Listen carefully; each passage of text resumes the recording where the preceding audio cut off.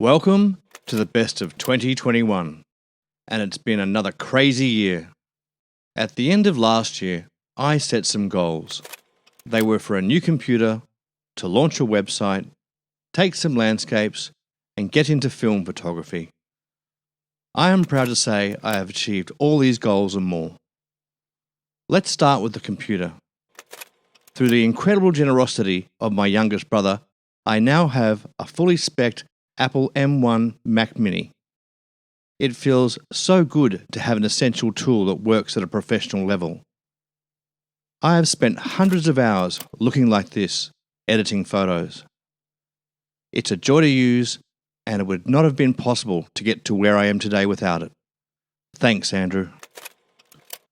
On to landscapes. My quest would begin on the Sunshine Coast. I always enjoy taking epic panoramic photos, and I was looking for the perfect sunset. At that time of year, the Marucci River is known for wild pink sunsets, but this year they are elusive. It did happen, eventually, but I was fishing. Landscape photography is about timing, and sometimes it's about the photo you weren't chasing and captured by accident. This one is my favourite. Next on the list was film. I first learned how to develop black and white film and print those photos when I was 13. In 1989, I did a semester of photography at uni, and I got back into the darkroom and I loved it.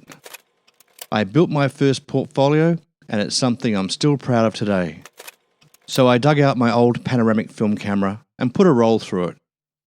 It was so difficult not to edit the photos, but that's the point. Let the film do its job. I did allow a touch of spot removal and some minor exposure correction, and the images aren't as sharp as I remember, but that's kind of cool. At the end of last year, I got my hands on a better camera that would take my Canon lenses. I wanted to see how it would work in the studio, and I'll be honest, there's still a few things I need to figure out. And I couldn't help it. I had to edit the background for these photos.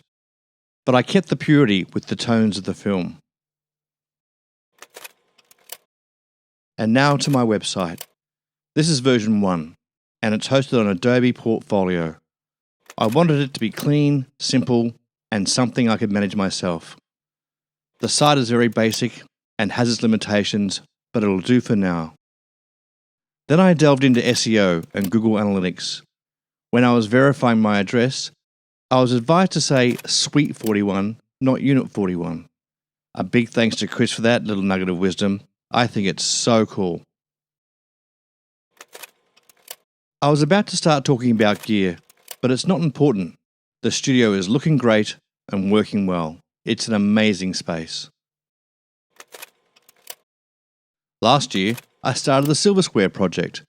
This year, I commenced with the second phase of the project with a new theme. The idea was night shots around Fitzroy, but it turned into a series of store shop fronts and eventually got worse. It lacked the original vibe, and I felt like I was chasing the photo, so I stopped. I knew it was over when I switched to colour. I will continue with the concept, and who knows what direction it'll take next. Ah, the fountain. My first muse. Whenever I felt like going for a walk to clear my head, quite often I would end up here. According to my research, the three colossal figures, half human, half fish, those merpeople were never given names. Maybe that is a quest for another day. This image was taken on film, and probably the best shot on the roll. If you have concerns about my side projects distracting me from my primary objective, don't worry. They keep my photography fun and consume no time at all compared to when I'm working with my portraits. And it was something to do during the lockdowns. I've recently enjoyed taking photos with my phone. Some of them may even be the best street photos I've ever taken. When it comes to capturing moments, the best camera is the one you have on you. Now to business. My friends at New Normality Faceware had their big launch in April. That meant reshooting the entire product catalogue, getting lifestyle shots, and setting up a photo booth for all their friends at the launch. The second time around, the product shots were so much better. more accurate and consistent. The lifestyle photography was something new and challenging for me. I prefer the studio, which is why the photo booth was the best. And it would be my first time shooting a large number of people in one session.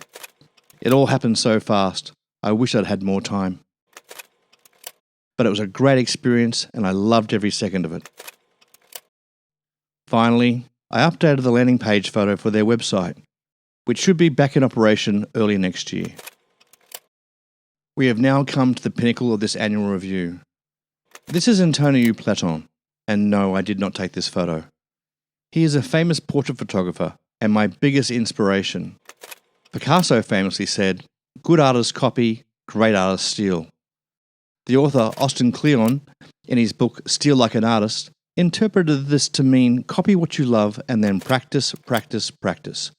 At the end of this, you will find yourself. This idea has driven me to new heights and definitely defined my work, and I feel my style is slowly emerging, a way that works for me.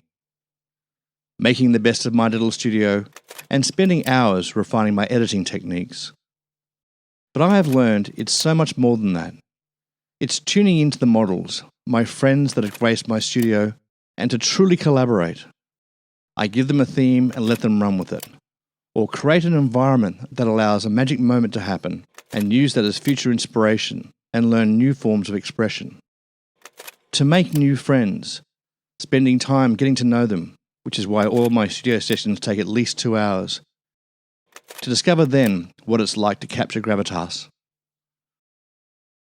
Or in some cases, it's just a matter of trying to keep up and praying you nailed focus, because we were having way too much fun.